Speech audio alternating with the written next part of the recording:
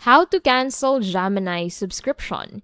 Need to stop your Gemini subscription? Let's walk through the cancellation process step by step. Go ahead and open up Google Admin Console in a new tab.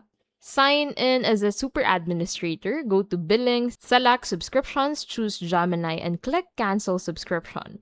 Confirm your details to finish. Step 2, if you're on Gemini Enterprise, log into the Gemini portal, go to Settings, then Billing, and then select Manage Plan, and then click Cancel Plan and type Cancel to confirm.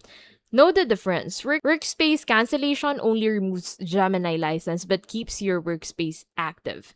Enterprise cancellation deletes all Gemini data and ends Steam access. Remember the risk. Annual contracts may still charge the remaining balance. Monthly plans stop billing right away. Once cancelled, Gemini data is permanently deleted. To cancel Gemini, workspace users go through the admin console and enterprise users through the Gemini portal. Confirm and your subscription ends at the billing cycle's close.